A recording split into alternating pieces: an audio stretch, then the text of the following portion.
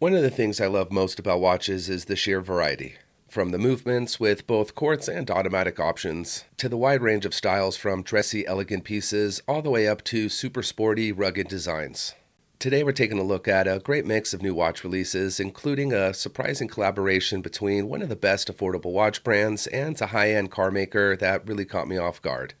The Rolex Explorer is one of those watches that a lot of people consider to be the best everyday watch. And in many ways, it's hard to argue with that. The dimensions and quality make it super comfortable to wear, it's really versatile so you could dress it up or down, and it's built to handle everyday use. The watch does have one big problem though, it's a Rolex. And even though it's one of the brand's more affordable models, starting around $7,500, it's just not realistic for a lot of people. It's not only expensive, but you're really not even able to walk into a Rolex store and be able to buy one. This is why Explorer fans are always on the lookout for great alternatives that hit the same energy without destroying their wallet. That's where Kiwame Tokyo comes in, and they just released their second model, the Iwao Sumi, and they totally knocked it out of the park. It's an elevated field watch with an Explorer look, but a tenth of the price. Despite only launching a few months ago, Kiwame knew what they were doing, because this new watch nails that clean, refined tool watch look with a lot of great details. A slim profile and really great looking dial that features a textured black center that has a subtle rock-like grain, a brushed outer ring for contrast, applied hour markers with a mix of batons and Arabic numerals, in that classic 36912 layout, a curved logo plaque, and simple dial text calling out the automatic movement and 100 meters of WR. The handset is interesting as well with a really great design. They're faceted, fully loomed, the seconds hand has a red tip for a little pop of color, and the sloped minute track with a lume triangle at the 12 keeps it all functional. But this watch is not all about the dial. The stainless steel case brings a lot more finishing than you'd expect for a field watch, with brushed and polished surfaces and great measurements coming in at a very wearable 38mm diameter, with a lovely slim profile of just 9.5mm in thickness. A big reason for this is the awesome movement that's powering the engine, specifically the Miyota 9039 automatic. On top, protecting everything is a sapphire crystal with an anti-reflective coating and a solid screw-down case back to help achieve that water resistance rating. The watch comes equipped on a black leather strap that's a great pairing. There's also a lighter silver dial version with a heat-blued seconds hands that looks awesome as well. Although it's not a super affordable watch at $890, considering the movement, the Japanese craftsmanship, and just this level of finishing, it is a reasonable price. If you've never heard of a Deadbeat seconds complication, that's totally fair, because it pretty much became obsolete in 1969 when Seiko released the first quartz watch. But like a lot of things in watch collecting, just because something doesn't need to exist doesn't mean people won't want it. What's super ironic about a Deadbeat movement is it makes the second hand jump once per second, mimicking the look of a quartz watch. And it actually takes some pretty serious watchmaking to create. These type of watches go back to the 50s, including an early Rolex attempt that flopped and disappeared after a few years. It's definitely a super niche feature that found an audience mostly among super hardcore watch enthusiasts who like to nerd out on their watches. Monochrome's fourth Souscription release is an absolute stunner that's powered by a super cool movement. The watch is based on the Irwin jumping seconds and powered by the hand-winding in-house A11S movement.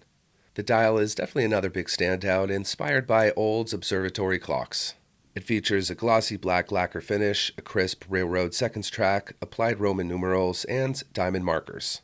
I also really like the polished leaf hands, which add a lot of character. It's packed into a no-nonsense 38mm steel case that has a brush finish and stepped bezel design, all paired with a brown leather strap. As great looking as the front is, the back is where the magic really happens. Looking through the sapphire case back, you could see the Deadbeat seconds module turning the movement's normal high-frequency pulses into a single, clean tick every second. This is a super limited release to just 33 pieces, reservations are now open, and the price is around $7,000. Timex has been on a serious roll the past couple years, releasing some of the best affordable watches and even stepping into the premium territory with the new Atelier collection. Now they've done something that I'd never expected from the brand, and teamed up with one of the most luxurious car makers in the world, Aston Martin. A car brand that have spent years teaming up with high-end watchmakers like GP, TAG, and JLC to make expensive watches that match its cars, which is exactly why this latest move is unexpected. For the first time, Aston has launched its own lineup, and instead of tapping other high-end luxury brands, they've given the reins to Timex, a company that quietly makes licensed watches for other designers like Versace and Ferragamo, something I don't think a lot of people are aware of. Earlier in the year, they put out a joint press release revealing this exciting new collaboration, and now that the watches are finally hitting retailers overseas, the designs are super sporty and very much different than any Timex we've ever seen, and I like that a lot. They're even priced really well, around $130 up to $730. What's really cool is how most of the cheaper models lean hard into Aston Martin, Aramco Formula One branding with vibrant, fun colors like British Racing Grey and bright yellow. One feature that's always been a big selling point for Timex are their really accurate and reliable quartz movements, which are what powers these new Astons. They also have a diverse lineup, including a 40mm resin sports watch with a ton of tag Formula One vibes, and even several oversized chronographs on silicone or NATO straps that'll definitely appeal to enthusiasts who like larger watches. As we move away from the F1 styles, the collections continue to be really interesting, with a 40mm quartz watch on an integrated rubber strap that looks like a Patek Aquanaut mixed with a Rolex Land Dweller dial. Also a sharp 41mm quartz GMT and a retro open heart automatic. It's wild how far Timex has grown these past few years, going from a brand mostly known for making sub-$100 digital watches and the super simple, easy reader to what they are today. Throughout the years, it's become pretty normal for watch brands to release watches tied to the Chinese zodiac. When it was the year of the snake, we saw tons of snake watches, and before that, it was all about dragons. Now with the year of the horse officially starting on February 17th, Longines has decided to not wait around and kick things off with a really eye-catching design. This move definitely makes sense given their strong ties to horse racing and being one of the sponsors of the Kentucky Derby. They've rolled out the Year of the Horse edition by giving the Master Collection Moonface a much bolder, more equestrian-focused look.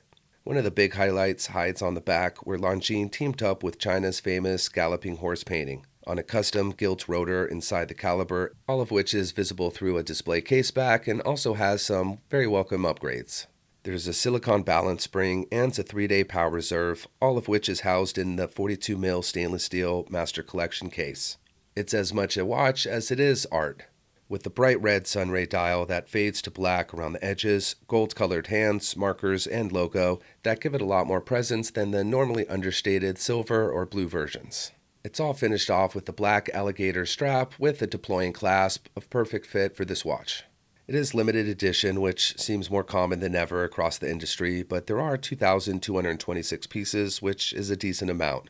Although it's not 2026 yet, they are available for $3,400, which is only $300 more than their standard version, so props for Longines for not inflating the price very much. Something I'm not surprised by because they do bless us with some pretty fair pricing for luxury watches. Autodromo is a small brand that is driven by style and vintage motorsports.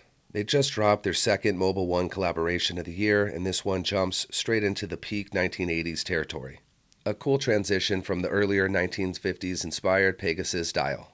The Group B Pegasus Edition hits hard into the bold, almost sci-fi look of classic rally racing. They've taken the Group B Series 2 case and given it a stealthy black DLC treatment, a matte black dial with crisp white accents, a metallic rehaut, and the instantly recognizable red Pegasus logo sitting at the 6. It's all been backed up with red accents on the minute hands and seconds track, a nod to the Porsche design's iconic black, white, and red formula.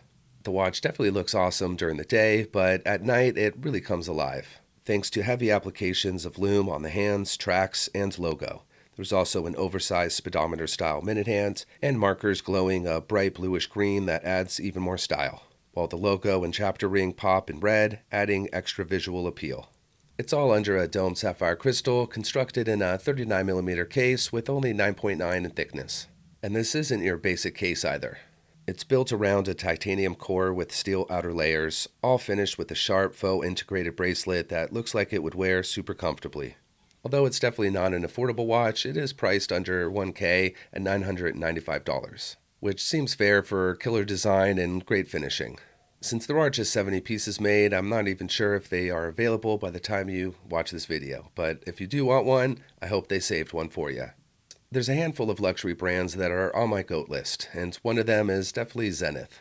They've always impressed me with their diverse catalog and being the first watch brand to release an automatic chronograph with the El Primero. One of the brand's collections that have really caught my eye is the Defy Extreme. It's super cool and a hardcore tool watch with the chunky 42.5mm angular case, 600 meters of WR, a helium escape valve, and integrated bracelet. It all screams purpose over polish, and I love that about it. Switching things up quite a bit, Zenith has teamed up with Topper's Jewelers for a jaw-dropping special edition. Instead of the usual star pattern dial, this version has a rich blue, wave textured dial that really softens the watch and gives it a much more refined look, especially with everything else on the dial and bezel being clean and white, but it's all not as tame as it might look at first glance. There's tiny lume dots scattered across the surface of the dial that glow in green, like you'd see in the deep sea. It's all been paired with green glowing hands and markers, a blue glowing minute hands and bezel pip, and an all blue ceramic bezel with orange lume. A fun, interesting use of lume that really makes this watch stand out. Around back, the signature star-shaped rotor has been finished in a matching blue for another ocean-themed touch.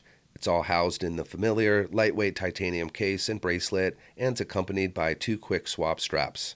Inside powering the engine is the El Primero 3620 automatic. I feel like I don't even need to mention limited editions anymore because pretty much most brands are releasing in that fashion, but this one is. There's only 50 made and it's priced at $12,300. Well, that's it for the watches today. Definitely let me know which was your favorite or if there's one you didn't like at all. As always, thanks for watching. I'll see you next time.